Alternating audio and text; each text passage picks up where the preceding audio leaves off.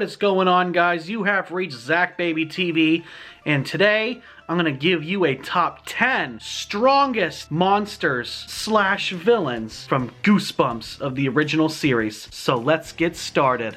Counting down from number 10.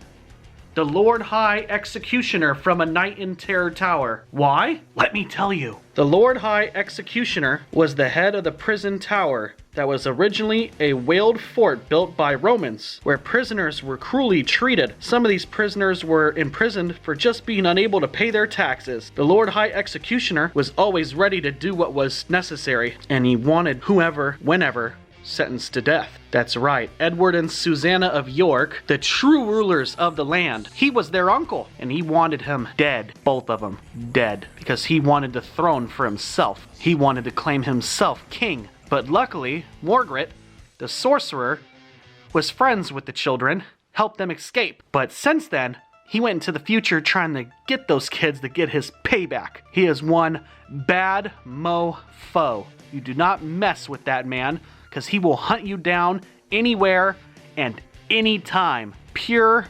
raging motivation. That is number 10.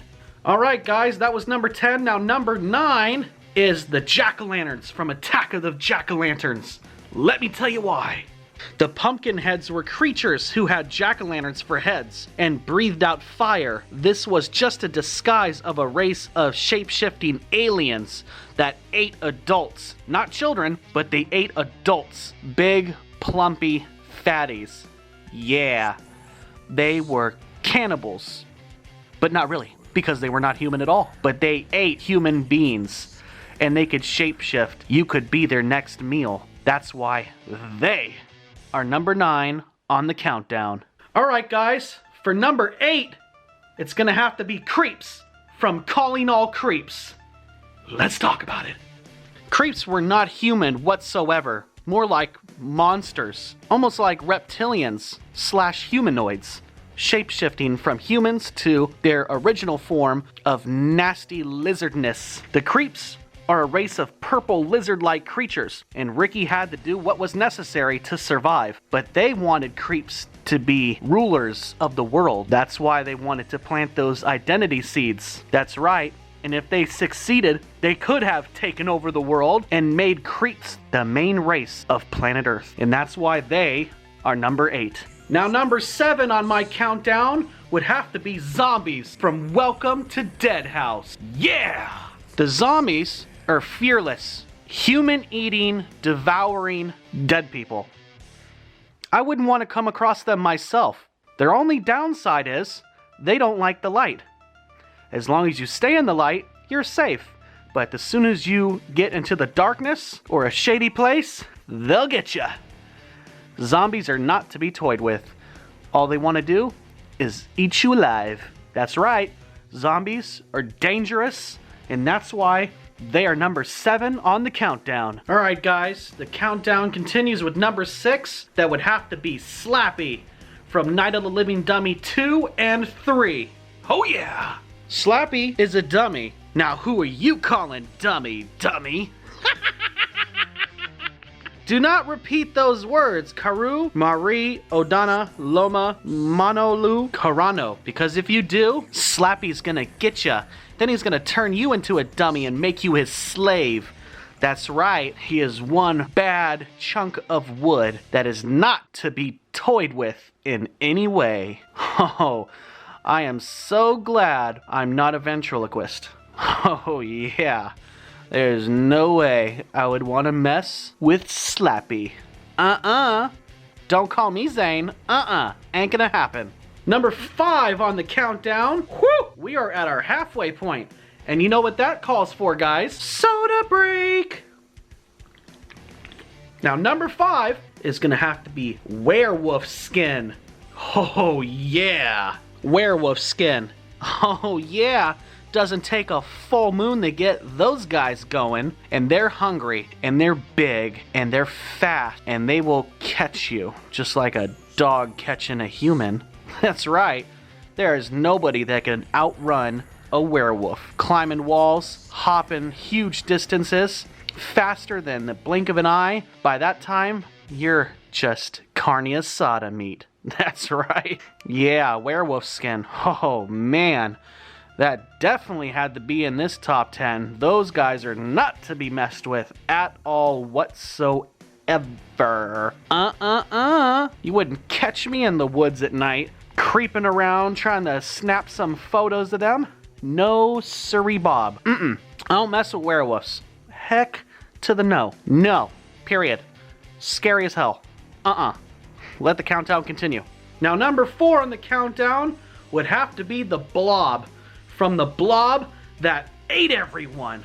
Whoo, let me tell you why. Think about it. It's a blob. It's a humongous, giant, tongue thumb thingy that just goes around eating all kinds of crap, right? Luckily, you have a typewriter, and there's only one dude that knows how to stop him. Mind powers. Without that guy, oh, yeah, the Blob is loose and ready to devour everything in its presence. And he is huge. And he is hungry. Oh, yeah. Run for your life, period. That's why that is number 4 on the countdown. Now, guys, we are down to number 3 from the countdown of Goosebumps. The best, strongest, superb monsters / villains in the original series.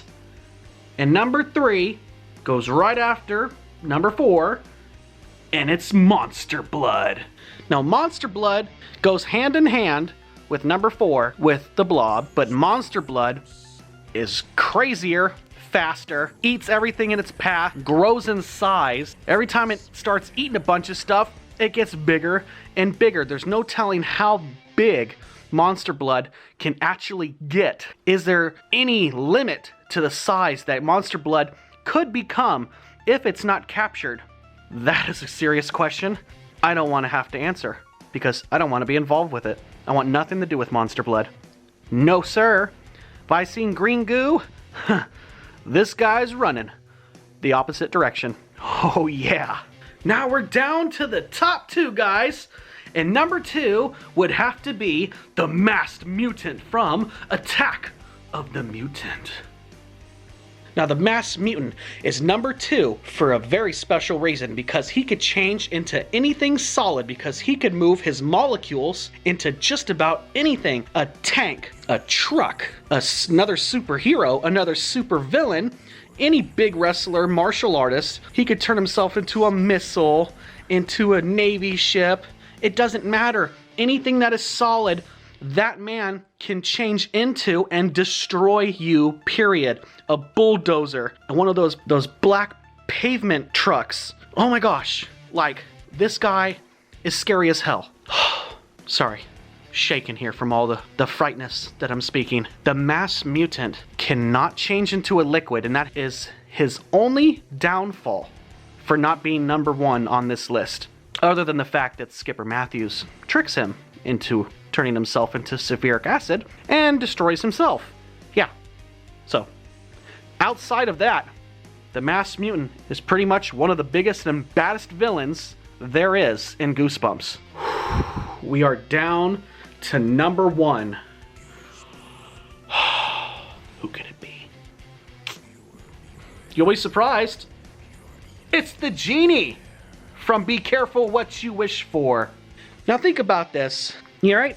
You got all these big powerful monsters. The Blob, Slappy, the masked mutant, Werewolf Skin, the Lord Hyde Executioner, Attack of the Jackolanterns, who are actually aliens. The Genie can destroy them all within about 3 seconds. Is she the buffest? No. Is she the toughest? No.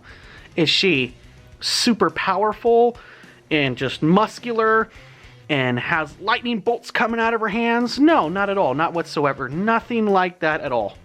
She grants wishes. All you have to do is simply wish for them to go away, and they're gone. Period. End of story. That makes her, above and beyond, the scariest villain, monster, whatever. She's more like a villain, though, to me, because she's still human. That makes her number 1 on my list. All you have to do is make a wish to destroy anybody, anything, anytime, anywhere, and it's done. It's over. Like, no questions. She snaps her fingers, and it's frickin' done. That's it. There's no coming back. Period. She's a badass broad. Yeah.